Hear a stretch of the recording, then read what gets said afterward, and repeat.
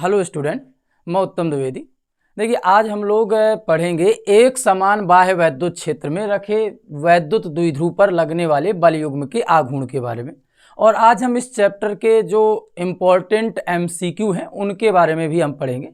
देखिए, ये डेरिवेशन काफ़ी पूछा गया है बोर्ड में, तो इस डेरिवेशन को हम लोग समझते हैं। एक समान बाह्य वैद्युत क्षेत्र में यदि हम किसी द्विध्रुव को रख दें तो उस पर बलयुग्म का आघूर्ण कितना लगेगा। तो हम लोग मान लेते हैं कि यह एक समान बाह्य वैद्युत क्षेत्र है जिसकी दिशा हमारे बोर्ड में दाईं ओर है। अब इसमें हम क्या करते हैं, एक वैद्युत द्विध्रुव को रखते हैं। तो मान लिया कि यह वैद्युत द्विध्रुव है, इसको हमने क्या किया, एक समान बाह्य वैद्युत क्षेत्र में रख दिया। अब देखिए, यदि वैद्युत द्विध्रुव को रखेंगे तो वैद्युत द्विध्रुव में क्या होगा कि दो आवेश होंगे, वो भी समान आवेश लेकिन विपरीत प्रकृति के। तो हम लोग यहाँ पर मान लेते हैं कि यहाँ पे है +Q आवेश और यहाँ पे है -Q आवेश। अब हम लोगों ने ये भी पढ़ा हुआ है कि +Q आवेश पर लगने वाला बल वैद्युत क्षेत्र की तीव्रता की दिशा में होता है और -Q आवेश पर लगने वाला बल हमेशा वैद्युत क्षेत्र की विपरीत दिशा में होता है। तो यदि हम लोग इसमें बल की बात करें तो +Q आवेश पर बल लगेगा वैद्युत क्षेत्र की दिशा में और -Q आवेश पर बल लगेगा वैद्युत क्षेत्र की विपरीत दिशा में। अब बल का मान कितना होगा, तो F बराबर होगा Q × में E। अब यहाँ पर यदि हम ध्यान दें तो हम अगर इसको मान लें कि यह वैद्युत द्विध्रुव है जो कि एक समान बाह्य वैद्युत क्षेत्र में रखा है। देखिए, यहाँ पर ऊपर एक F बल लग रहा है और नीचे भी F बल लग रहा है। तो क्या होगा, ये इसको घुमाने का प्रयत्न करेगा। इसको घुमाने का प्रयत्न करने का मतलब है यह वैद्युत क्षेत्र के समांतर लाने का प्रयत्न करेगा। कौन? ये लगने वाले दोनों बलयुग्म के आघूर्ण। तो यहाँ पर दोनों बलयुग्म इस द्विध्रुव को घुमाने का प्रयत्न करेंगे, जिस कारण से इसमें क्या लगेगा, बलयुग्म का आघूर्ण या बल आघूर्ण कार्य करेगा।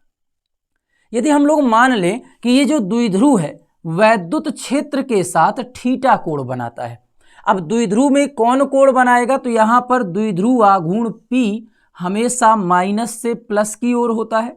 तो यहाँ पर हमने मान लिया कि द्विध्रुव आघूर्ण P वैद्युत क्षेत्र की तीव्रता E के साथ थीटा कोण बना रहा है और साथ में द्विध्रुव की जो अल्प दूरी है वह 2L है। 2L का हम लोग लंबवत घटक निकालते हैं तो 2L का लंबवत घटक कितना होगा, देखिए 2L sin थीटा। क्योंकि क्षैतिज घटक की बात करेंगे तो 2L cos थीटा और लंबवत घटक क्या होगा, 2L sin थीटा। अब बात करते हैं, हमने कहा दो बल लग रहे हैं जो इसको घुमाने का प्रयत्न कर रहे हैं, तो इसके कारण बलयुग्म का आघूर्ण टो कितना होगा, तो टो बराबर होता है बल गुणे क्रिया रेखा की लंबवत दूरी। अब बल गुणे क्रिया रेखा की लंबवत दूरी, तो अब यहां पर बल की बात कर रहे हैं तो बल कितना कार्य कर रहा है, F कार्य कर रहा है। क्रिया रेखा की लंबवत दूरी, क्रिया रेखा का मतलब है जो ये दोनों बल कार्य कर रहे हैं इनकी लंबवत दूरी कितनी है, तो लंबवत दूरी कितनी है, 2L sin थीटा। अब बल F का मान कितना है, Q × में E यहां पर रख देंगे तो आ जाएगा Q × E 2L sin theta. अब यहाँ पे हम लोगों ने पढ़ा हुआ है P बराबर होता है Q × 2L। यह पहले द्विध्रुव आघूर्ण के बारे में पढ़ाया जा चुका है कि P बराबर कितना होता है, Q × 2L। अब P का जो मान है Q × 2L, यहाँ पे हम क्या कर लेते हैं, Q × 2L के स्थान पर P को रख देते हैं। तो टो बराबर आ जाएगा कितना, P × E sin थीटा। यह क्या होता है, वैद्युत द्विध्रुव आघूर्ण का सूत्र है। देखिए, बहुत इजी सा डेरिवेशन है और बहुत बार पूछा जाने वाला ये क्वेश्चन है कि किसी एक समान बाह्य वैद्युत क्षेत्र में द्विध्रुव को रख देते हैं तो बताइए बलयुग्म का आघूर्ण कितना लगेगा। तो देखिए, बलयुग्म का आघूर्ण होता है बल गुणे क्रिया रेखा की लंबवत दूरी। तो बल का मान F बराबर Q × E पढ़ा हुआ है। लंबवत दूरी 2L के घटक को हम किस में लंबवत में बनाएंगे तो कितना आएगा, 2L sin थीटा। तो P बराबर यहाँ पे होता है Q × 2L, तो टो बराबर आ जाएगा PE sin थीटा। अब टो का मात्रक बात करें तो टो क्या है, बल गुणे लंबवत दूरी, और बल का मात्रक होता है न्यूटन और दूरी का मात्रक होता है मीटर। तो टो का यहां पर मात्रक क्या होगा, न्यूटन इंटू मीटर। अब बात करते हैं टो कैसी राशि है, मतलब बल आघूर्ण कैसी राशि है। तो देखिए बल आघूर्ण अगर हम लोग यहां पर ध्यान दें तो बल क्या है, बल गुणे क्रिया रेखा की लंबवत दूरी। तो सदैव यह याद रखना है कि बल आघूर्ण एक सदिश राशि है। तो इसलिए टो को हम किस रूप में बनाएंगे, वेक्टर रूप में, बराबर में। और यदि हम इस यहाँ पे ध्यान दें तो P भी एक सदिश राशि है और E भी एक सदिश राशि है। तो टो बराबर आएगा P क्रॉस E, और यहाँ पे यह क्या है, यहाँ पर बल आघूर्ण का सदिश रूप है। ठीक है, तो यहाँ पे हम लोगों का चैप्टर समाप्त होता है। अब लोग इस चैप्टर के MCQ पढ़ते हैं, और MCQ क्वेश्चन में पहला क्वेश्चन क्या है, देखिए बोर्ड में आपको दिख रहा होगा, लिखा है 8 कूलाम ऋण आवेश में विद्यमान इलेक्ट्रॉनों की संख्या है। कितना दिया गया है, 8 कूलाम आवेश दिया गया है। तो 8 कूलाम आवेश हो गया, और इसमें क्या पूछा गया है, ऋण आवेश इलेक्ट्रॉनों की संख्या n का मान पूछा गया है। अब आपको पता है कि इलेक्ट्रॉन पर आवेश होता है 1.6 गुणे 10 की घाते -19 कूलाम, और सूत्र क्या होता है, Q बराबर N इंटू E। तो N बराबर क्या हो जाएगा, Q अपॉन में E। अच्छा, Q का मान तो दिया गया है, Q का मान कितना दिया गया है, 8। E का मान कितना है, 1.6 गुणे 10 की घाते -19। दशमलव हटाएंगे 0 लग जाएगा, 16 पंचे 80, कितना आ जाएगा, 5 गुणे 10 की घाते +19, माइनस वाला ऊपर गया तो प्लस का हो गया। तो यहाँ पर विकल्प कौन सा सही हो जाएगा, ए विकल्प सही हो जाएगा, 5 गुणे 10 की घाते +19। अब आते हैं दूसरे क्वेश्चन में। देखिए दूसरा क्वेश्चन क्या लिखा हुआ है, दूसरा क्वेश्चन लिखा है निर्वात की वैद्युतशीलता का मात्रक क्या होगा। वैद्युतशीलता एप्सिलॉन नॉट कितना मान होता है, 8.85 गुणे 10 की घाते -12 है। अब इसका मात्रक क्या होता है, तो मात्रक क्या होता है, देखिए कूलाम स्क्वायर प्रति न्यूटन मीटर स्क्वायर। तो विकल्प नंबर कौन सा सही होगा, यहां पर पहले विकल्प लिखा है कूलाम स्क्वायर प्रति न्यूटन मीटर स्क्वायर, तो यही पहला विकल्प ही सही हो जाएगा। अब आते हैं अगले क्वेश्चन में। अगला क्वेश्चन क्या लिखा हुआ, देखिए तीसरा क्वेश्चन कह रहा है कुछ दूरी पर स्थित 2 इलेक्ट्रॉनों के बीच गुरुत्वीय तथा स्थिर वैद्युत बलों के बीच अनुपात है। देखिए सवाल अच्छा है, क्या कह रहा है, कुछ दूरी पर इलेक्ट्रॉन है, हम लोग मान लेते हैं कि r दूरी पर इलेक्ट्रॉन है, और इन पर क्या पूछा गया है, गुरुत्वीय बल, गुरुत्वीय बल और वैद्युत बल, या वैद्युत बल को ही हम लोगों को यहां पर दिया गया है कि आकर्षण बल, इन प्रतिकर्षण बल के बीच कह रहा दोनों का अनुपात क्या होगा। तो देखिए गुरुत्वीय बल को हम लोग Fg मान लेते हैं, और यहां पर वैद्युत बल को हम लोग Fq मान लेते हैं। इन दोनों का अनुपात निकालना है, तो गुरुत्वीय बल होता है Gm1 m2 अपॉन में r², और यहां पर हम लोगों ने यहां वैद्युत बल तो पढ़ा हुआ है कूलाम के नियम से, 1/4 pi epsilon not Q1 Q2 और अपॉन में r²। r² से r² कट जाएगा, g का मान कितना होता है, देखिए 6.67 गुणे 10 की घाते -11, और बटे में यदि 1/4 पाई एप्सिलॉन नॉट के मान की बात करें तो यह होता है 9 गुणे 10 की घाते 9, और m1 m2 इलेक्ट्रॉन के द्रव्यमान है, और इलेक्ट्रॉन का द्रव्यमान होता है 9.1 गुणे 10 की घाते -31 किलोग्राम, और क्योंकि m1 m2 दो दिए गए तो स्क्वायर हो जाएगा, बटे में Q1 Q2 लिखा हुआ है। तो Q1 Q2 का यदि हम मान देखना चाहें तो हमें पता है इलेक्ट्रॉन का मान होता है आवेश 1.6 गुणे 10 की घाते -19, और गुणा लिखा हुआ है 2 Q1 और Q2 है, तो क्या हो जाएगा, स्क्वायर हो जाएगा। इसको जब हम लोग हल करते हैं तो इसका मान लगभग बराबर आता है 10 की घाते -43 के। तो तो यहाँ पे विकल्प यदि हम लोग ध्यान दें तो विकल्प नंबर कौन सा सही होगा? पहला विकल्प लिखा है 10 की घाते प्लस 43, दूसरा है 39, तीसरा है माइनस 39, चौथा लिखा हुआ है 10 की घाते माइनस 43। तो चौथा विकल्प सही हो जाएगा। तो सवाल नंबर अगले में आते हैं। सवाल नंबर अगला है चौथा, कह रहा प्लस 1 माइक्रोकूलम तथा प्लस 4 माइक्रोकूलम के दो आवेश एक दूसरे से कुछ दूरी पर स्थित हैं, उन पर लगने वाले बलों का अनुपात बताइए। क्या कहा गया है कि दो आवेश हैं, एक है प्लस 1 माइक्रोकूलम और दूसरा है प्लस 4 माइक्रोकूलम। यह एक दूसरे से कुछ दूरी पर है, मान लेते हैं r दूरी पर है। कह रहा इन पर लगने वाले बलों का अनुपात बताइए। बलों का अनुपात का मतलब क्या है? सवाल समझिए इस सवाल को। इसका कहने का मतलब है यह इस पर कितना बल लगा रहा है? 4 माइक्रोकूलम पर, और 4 माइक्रोकूलम वाला 1 माइक्रोकूलम पर कितना बल लगा रहा है। तो यदि हम लोग बल की बात करते हैं तो कूलाम का नियम क्या कहता है? अगर हम इसको A मान लें और इसको B, तो A के द्वारा लगने वाला B पर बल हम लोग मान लेते हैं FBA। कितना होता है? 1/4 pi epsilon not Q1 Q2। तो Q1 का मान 1 है और Q2 का मान कितना है? 4 माइक्रोकूलाम है। कूलाम में बदलेंगे तो 10 की घाते माइनस 6 का गुणा होगा, तो 6 और 6 कितना हो जाएगा? माइनस का 12 बटे में दूरी r पता नहीं है तो r स्क्वायर। अब अनुपात निकालना है। यहां पर तो हमने कहा 1 माइक्रोकूलम के द्वारा 4 माइक्रोकूलम पर इतना बल लग रहा है। अब ऐसे ही हम बोलें तो 4 माइक्रोकूलम के द्वारा 1 माइक्रोकूलम पर कितना बल लगेगा? तो यहां पर फिर से सूत्र क्या लगाएंगे? 1/4 पाई एप्सिलॉन नॉट। Q1 का मान 1 ही है, Q2 का मान 4 और गुणे 10 की घाते माइनस 12। दूरी भी r है तो r स्क्वायर। सेम चीजें ऊपर भी है, सेम यहां पर भी है, तो सभी कट जाएंगे। तो कितना लगेगा बल? FBA अपॉन FAB बराबर आ जाएगा 1/1। इसका मतलब है कौन सा विकल्प सही होगा? 1:1, विकल्प नंबर तीसरा।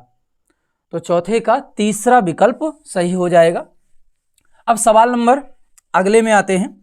देखिए सवाल नंबर 5वां क्या कह रहा है। 5वें सवाल में कह रहा है प्लस 1 माइक्रोकूलम तथा प्लस 5 माइक्रोकूलम। क्या कह रहा है? प्लस 1 माइक्रोकूलम और प्लस 5 माइक्रोकूलम के दो बिंदु आवेश एक दूसरे से 10 सेंटीमीटर की दूरी पर रखे हैं। कह रहा बताइए उन पर लगने वाले बलों का अनुपात क्या होगा। सवाल सेम है अभी इससे पहले वाला जो सवाल पढ़ा। देखिए इस सवाल की भी अगर बात करते हैं तो इसमें भी यही पूछा गया कि इसके द्वारा इसमें कितना बल लगेगा। अब ये आपस में एक दूसरे को बल लगा रहे हैं तो सदैव बल कैसे लगते हैं? समान। तो इनका जो अनुपात आएगा फिर से कितना आ जाएगा? 1:1। तो यहां पर भी विकल्प नंबर डी सही हो जाएगा। आंसर क्या आएगा? 1:1। अब बात करते हैं सवाल नंबर 6वें की। 6वां क्वेश्चन क्या कह रहा है देखिए। 6वें क्वेश्चन में लिखा हुआ है 3 इलेक्ट्रॉनिक आवेश वाले 0.001 मिलीग्राम द्रव्यमान की एक तेल की बूंद है और इसे क्या किया जाता है? संतुलित रखने के लिए वैद्युत क्षेत्र का मान कितना होगा। देखो आपको क्वेश्चन पढ़ाया गया या कहा जाए आपको बताया गया है कि यदि किसी m द्रव्यमान वाली वस्तु को संतुलित करना है तो mg नीचे लगता है, तो ऊपर की ओर उतना ही बल लगाना पड़ता है F बराबर Q इंटू E। तो संतुलन की जब स्थिति होती है तब क्या करते हैं? Q इंटू E बराबर होता है M इंटू G। आपसे पूछा क्या गया है? कह रहा वैद्युत क्षेत्र का मान बताइए। तो वैद्युत क्षेत्र किसका? E का मान बताना है तो E बराबर हो जाएगा mg/Q। अच्छा m का मान यहां पर दिया गया है, कितना दिया गया है? m का मान दिया है 0.001 मिलीग्राम। सबसे पहले इसको mks में बदलते हैं। तो mks में बदलेंगे तो देखो मिलीग्राम को पहले ग्राम में बदलें, कितने का गुणा, 10 की घाते -3 का। फिर ग्राम को किलोग्राम में बदले तो 10 की घाते -3 का और गुणा होगा तो आएगा 0.001 गुणे 10 की घाते -6 किलोग्राम। और यदि हम लोग इसको भी साथ में लिख दें तो हो जाएगा 10 की घाते -9 किलोग्राम। यह किसका मान आ गया, यहां पर m की वैल्यू आ गई। कह रहा 3 इलेक्ट्रॉन है, आवेश की बात करेंगे तो आवेश क्या होगा, Q बराबर N इंटू ई हो जाएगा। तो यहां पर हम सीधे सीधे लिख देते हैं Q बराबर N इंटू ई। N का मान दिया गया है 3, मान रख लेते हैं। M का मान है 10 की घाते -9, G का मान 10 रख लेते हैं, N का मान यहां पर 3 इलेक्ट्रॉन कहा गया है और इंटू में 1.6 गुणे 10 की घाते -19। हल करेंगे इसको, जब हल करेंगे तो इसका मान आएगा लगभग, यहाँ पर 16 × 48 है और 48 में से अगर 10 में भाग देंगे 48 से तो लगभग 2 दशमलव करके आएगा। तो 2 दशमलव यहाँ पर देखिए विकल्प में दिया भी गया है 2.04 और गुणे में यदि हम ध्यान दें तो यह -9 है और यह माइनस का 19 ऊपर जाकर प्लस का हो जाएगा। तो 19 में से 9 घट जाएगा, कितना बचेगा, 10 की घाते 10। वैद्युत क्षेत्र की तीव्रता है तो मात्रक न्यूटन प्रति कूलाम रख सकते हैं। तो मान क्या आएगा, 2.04 गुणे 10 की घाते 10 वोल्ट प्रति मीटर या न्यूटन प्रति कूलाम। अब आते हैं सवाल नंबर 7वें में। 7वां सवाल देखिए अच्छा सवाल है। कह रहा है एक वर्ग के 2 विपरीत कोनों पर आवेश Q रखे हैं और कह रहा है दूसरे 2 विपरीत कोनों पर आवेश स्मॉल q रखे हुए हैं। कह रहा बताइए यदि किसी q पर नेट बल 0 हो तो कैपिटल Q बटे स्मॉल q का मान क्या होगा। ये सवाल बोर्ड में भी पूछा जा चुका है। इस सवाल को यदि ध्यान दें तो क्या कह रहा है कि कोई वर्ग है और वर्ग में कैपिटल Q आवेश विपरीत रखे हुए हैं और स्मॉल q आवेश विपरीत रखे हुए हैं। ठीक है, इसके बाद कह रहा किसी कैपिटल Q पर लगने वाला आवेशों का जो भी युग्म है या कहा जाए सभी बलों का युग्म 0 है। तो बताइए, कह रहा कैपिटल Q बटे स्मॉल q का मान क्या होगा। इसको ज्ञात करना है तो देखो ज्ञात करने का तरीका वही पुराना अध्यारोपण का सिद्धांत लगाएंगे कि यहाँ कैपिटल Q इस पर बल लगाएगा तो यहाँ पर नाम डाल लेते हैं, यहाँ पे इसको A लिख देते हैं, इसको B लिख ले रहे हैं, इसको C और यहाँ पर D। किसी कैपिटल Q पर निकालना है तो इस पर हम लोग ज्ञात कर ले रहे हैं। इस कैपिटल Q पर कौन कौन बल लगाएगा, तो स्मॉल q यह लगाएगा तो हम इसका नाम डाल दे रहे हैं FA। यहाँ पर कैपिटल Q भी बल लगाएगा तो कैपिटल Q बल लगाएगा तो इसका नाम डाल दे रहे हैं FB। और यहाँ पर C बल लगाएगा तो यहाँ पे हम मान ले रहे हैं FC। पहले यहाँ ध्यान देते हैं तो ये सदिश राशियां हैं और FA और FC एक दूसरे के लंबवत हैं। FA और FC एक दूसरे के लंबवत हैं तो पहले इनका परिणामी निकालते हैं। तो परिणामी जो होता है लंबवत सदिशों का वह होता है √a² + b²। तो यहाँ पर हो जाएगा FA + FC का स्क्वायर अंडर के अंदर। अब FA का मान कितना होगा, FC का मान कितना होगा, तो देखिए सूत्र हम लोग यदि बात करें FA के मान की और FC के मान की तो वह होगा 1/4 पाई ε0। यहाँ पर स्मॉल q और इनटू में क्या आएगा कैपिटल Q। ये दूरी नहीं मालूम है, हम अपने मन से दूरी r या a मान लेते हैं तो कितना हो जाएगा capital Q into small q upon में a²। ये FA का मान भी होगा और FC का मान भी होगा क्योंकि यहाँ पर आवेश समान दिए गए हैं तो दोनों के मान बराबर हैं। तो FA की जगह और FC की जगह दोनों मान एक साथ ही रखें तो इसका मान कितना आएगा FA √2। FA FC दोनों बराबर हैं तो एक को बाहर कॉमन कर ले रहे हैं तो अंदर बचा FA √2। अब ये जो परिणामी है उसकी दिशा और FB की दिशा दोनों की दिशाएं समान होंगी और यदि दोनों की दिशाएं समान होंगी तो यहाँ पर परिणामी बल F बराबर होगा 1/4πε0। ध्यान देंगे ये जो इन Fa और Fc के परिणामी बल को ज्ञात किया है, कौन सा 1/4πε0 पहले से ही लिखा हुआ है, तो आएगा capital Q into small q upon a square, और दोनों का परिणामी √2 का गुणा था तो √2 का गुणा कर देते हैं। और प्लस में, अगर प्लस में बात करते हैं तो ये जो कैपिटल Q और कैपिटल Q के मध्य लगने वाला बल है, कितना बल लगेगा, capital Q into capital Q upon में ये दूरी कितनी होगी, तो किसी वर्ग का विकर्ण होता है a√2, तो यहाँ a√2 का स्क्वायर कर देंगे तो वह आ जाएगा कितना, 2a स्क्वायर। कह रहा इसका मान 0 है, तो इसको हम क्या कर ले रहे हैं, 0 रख ले रहे हैं, तो 1/4πε0 इस तरफ आकर 0 हो जाएगा। इसलिए मान कितना आएगा, देखिए इसको इस तरफ लाएंगे तो capital Q into capital Q upon में 2a स्क्वायर, यह माइनस का हो गया, बराबर में √2 capital Q into small q upon में a स्क्वायर। तो a स्क्वायर से a स्क्वायर कट गया, एक कैपिटल Q से कैपिटल Q कट गया। यहाँ पर ये जो कैपिटल Q है और इस स्मॉल q को इस तरफ लाएंगे तो आ जाएगा capital Q upon small q बराबर, ये जो बटे का 2 है इस तरफ जाएगा तो आ जाएगा 2√2, और माइनस का ये जो चिन्ह दिया गया है इस तरफ चला जाएगा तो -2√2 यहाँ पर आंसर होगा। तो यहाँ पर आप लोग देखोगे तो विकल्प नंबर कौन सा सही है, विकल्प नंबर बी सही है। ये पूरा लॉन्ग क्वेश्चन है जो कि विकल्प हमें रखा हुआ है। अब आगे आते हैं अगले सवाल में। तो सवाल नंबर 8वां क्या कह रहा है, देखिए 8वां सवाल कह रहा है एक निश्चित दूरी r पर स्थित दो समरूप धातु के गोलों पर आवेश +4q और -2q है। कह रहा गोलों के बीच आकर्षण बल F है, यदि गोलों को स्पर्श करा के पुनः उसी दूरी पर रखा जाए तो कितना बल लगेगा। सवाल में क्या कह रहा, दो आवेश हैं, पहला आवेश है +4q और दूसरा आवेश है -2q।